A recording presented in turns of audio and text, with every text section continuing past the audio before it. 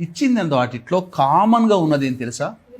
ఆదివారం నాడు మద్యం అమ్మట్లేదు, ఆదివారం నాడు మాంసాహార దుకాణాలు తెరవరు, ఆదివారం నాడు అందరూ నది దగ్గరకో సముద్రం దగ్గరకో సూర్యోదయం కంటే ముందే వెళ్ళి స్నానం చేసి సూర్యునికి అర్ఘ్యం ఇచ్చి ఉంటారు.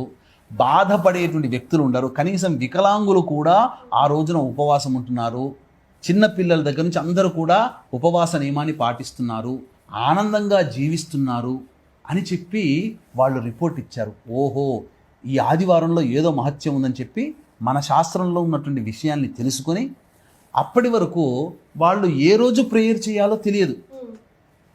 God is there, God is there, God చాలా గొప్పవాడు, గాడ్ యేసు ప్రభు ఇట్లా అనుకునేవాళ్ళు బ్రిటిషర్స్. ఆదివారం ఉన్న మహత్యాన్ని తెలుసుకొని వాళ్ళు అప్పటి నుంచి ఆదివారం నాడు వాళ్ళ యేసు ప్రభువుకి సంబంధించి చర్చిలో ప్రార్థనలు మొదలుపెట్టారు. మీరు చూశారంటే చాలామంది సూర్యోదయం కంటే ముందే చర్చికి వెళ్ళిపోతారు. ఆ ప్రేయర్స్ అన్ని చేసిన తర్వాత మాత్రమే భోజనం చేస్తారు. కానీ మన వాళ్ళకి ఏం చేశారు?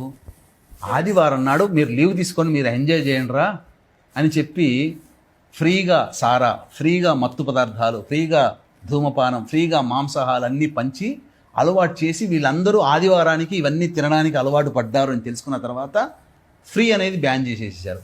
మన వాళ్ళు ఇక ఎలాగో ఫ్రీ అనే అలవాటు పడ్డారు కాబట్టి ఆదివారం వచ్చేసరికి ఎక్కడ లేని పనులన్నీ చేయడం, చెయ్యకూడని పనులన్నీ శాస్త్రం ప్రకారం చెయ్యకూడని పనులన్నీ ఇలా చేయడం, తద్వారా ఆదివారం యొక్క మహత్యాన్ని మనం కోల్పోయాం. అందుకని మీరు చూశారంటే నార్మల్గా చూస్తే ఇస్లాం కంట్రీలో శుక్రవారం నాడు చాలా నియమంగా ఉంటారు. ఇది అట్లాగే మనం వృత్తిలో మన డేస్లో కనుక చూస్తే శనివారంకి వచ్చేసరికి మనలో నాడుల్లో శక్తి తగ్గుతుంది, డల్గా ఉంటుంటాం. మనకు శని ఆదివారాలు ఎంత గవర్నమెంట్ సాఫ్ట్వేర్ వాళ్ళకి ఇతర డిపార్ట్మెంట్ వాళ్ళకి ఆ సెలవులు వచ్చినా శనివారం నాడు మాత్రం పూర్తిగా నిస్త్రాణంగా ఉంటారు. ఆదివారం నాడు ఇక ఇటువంటివన్నీ పనులు చేస్తుంటారు, చెయ్యకూడని పనులు, ఎంజాయ్మెంట్ అంతా కూడా. మీరు ఒక్క విషయం మర్చిపెడతానండి, ఒక క్రిస్టియన్ మతాన్ని స్వీకరించిన వ్యక్తి 1,00,000 రూపాయలు ఇస్తానయ్యా ఆదివారం నాడు మా ఇంటికి టిఫిన్కి రా, మా ఇంటికి భోజనానికి రా అంటే వస్తాడా? అంత గొప్పగా వాడి ధర్మాన్ని పాటిస్తాడు. మనం అసలు పండుగ రోజున కూడా ఏ పండుగ పబ్బం లేకుండా ఎవరు పిలిస్తే మనం పోతాం.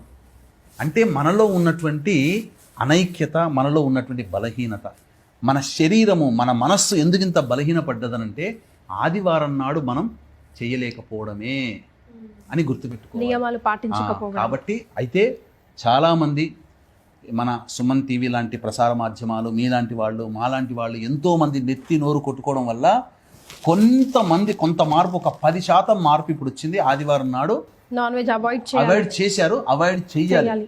మిగతా రోజులు పెట్టుకోండి, తప్పేమీ లేదు. తినకూడదని ఎవరు చెప్పలేదే. యుగ యుగాల నుంచి మాంసాహారం తింటున్న వాళ్ళు ఉన్నారు కదా, కాబట్టి తినడంలో తప్పు లేదు. కానీ ఆదివారం మాత్రం దయచేసి విసర్జించండి. మీ తెలివితేటలు పెరుగుతాయి, అద్భుతంగా ఉంటుంది. మీ యొక్క స్పాంటేనియస్ సమయస్ఫూర్తి పెరుగుతుంది. ప్రతిదీ కూడా డెసిషన్ మేకింగ్ చేసుకోగలుగుతారు. వాడు మనల్ని పరిపాలించగలిగాడు అనంటే వాడు ఆదివారం పాటించాడు బ్రిటిషర్స్, మనం పాటించడం కోల్పోయాం. అందుకంటే ఎప్పుడైతే ఆదివారంలో మనం కోల్పోయామో మన మీద వాడు పెత్తనం చెలాయించాడు, వాడు ఆదివారం నాడు పాటించాడు. అప్పటి నుంచి అంతవరకు పరిపాలించినా మన మీద పెత్తనం చెలాయించలేకపోయాడు. ఇది సూత్రం. కాబట్టి మనం కూడా అటువంటి నియమాన్ని పాటించి మన కుటుంబాన్ని మనం రక్షించుకుందాం, దేవతానుగ్రహాన్ని పొందుదాం. ఎందుకంటే మీరు నాకంటే తెలియదమ్మా, చెప్తుండగా వినడం మాత్రమే. మాంసాహారం అతిగా కానీ మాంసాహారం భుజించినటువంటి వ్యక్తి యొక్క శారీరక మానసిక స్థితి ఎలా ఉంటుందని చెప్పడం జరిగింది. మజ్జుగా ఉంటారట, ఏ పని చేయబుద్ధి కాదట, మత్తుగా ఉంటుందట. ఇది వాస్తవమేనా? అవును గురుగారు.